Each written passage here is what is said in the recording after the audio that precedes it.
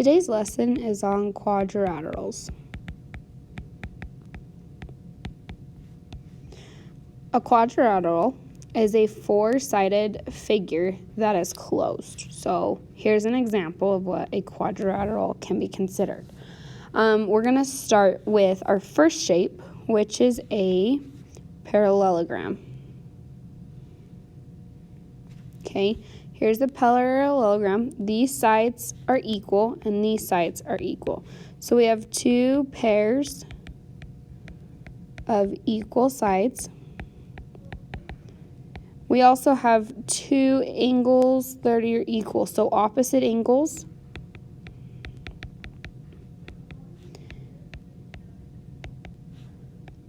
Are equivalent, are equal, okay? We also have two pairs of parallel sides.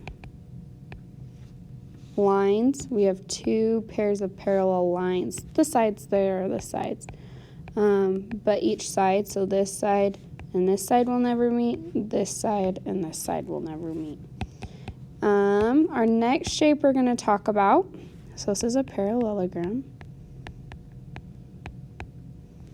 Okay, our next one we're going to talk about is a rectangle. A rectangle is a shape that we've talked about since we were kids. Since little. It's like our first shape we learned, but there's so many things that go with it. So in a rectangle, we have two sides that are equal. Okay, so we have our end sides and our tops that are equal. Okay, we have all right angles. So this means that each angle in here can have a square and it is at a right angle. Okay, we have two pairs of parallel lines as well.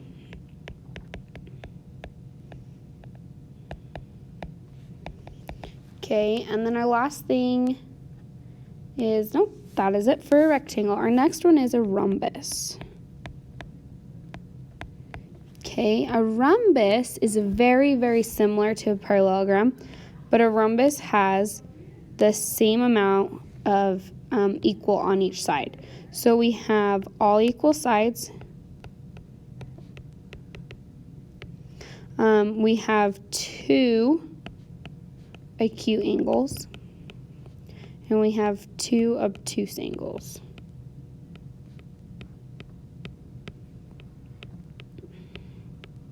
And then we also have two pairs of parallel lines.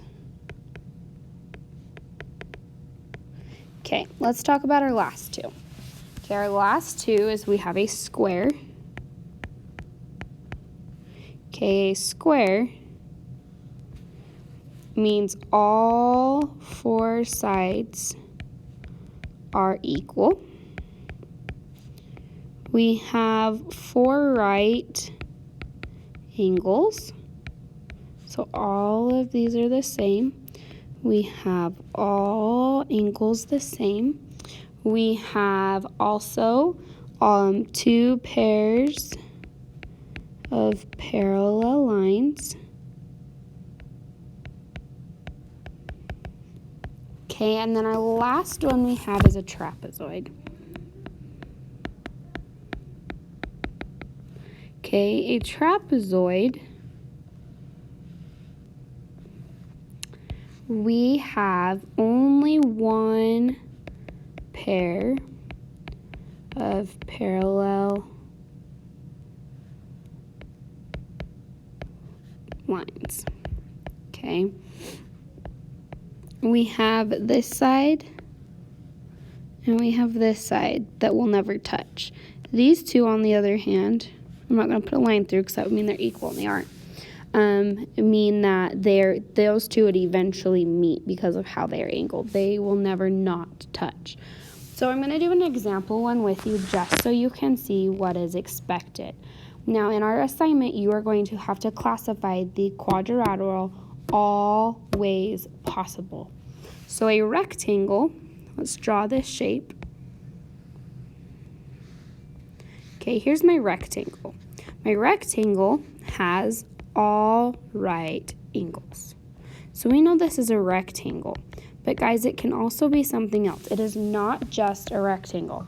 So if we look back at what we have, does it have two sides of parallel lines? Here's a side that's parallel, and it does have it, so it could be a parallelogram.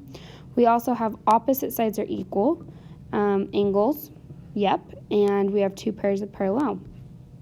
So this is very similar to a parallelogram because these two sides are equal and these two sides are equal. Okay, a square, we'll talk about that. Can a rectangle equal a square? No, it cannot equal a square because a square requires all sides equal. This one does not have all sides equal. Can a trapezoid be it, guys? No, a trapezoid cannot be it at all because trapezoid has no equal sides, and we have at least two pairs of equal sides. Can it be a rhombus? No, not as it cannot as well because a rhombus has two acute and two obtuse. So it cannot be a rhombus. But a parallelogram can have two sets of equal sides. The angles have to be the same across the opposite angles. So in a parallelogram, we have our opposite angles. So a rectangle and a parallelogram, a rectangle can also be called a parallelogram. Okay? If you have any questions, please message one of us and let us know that you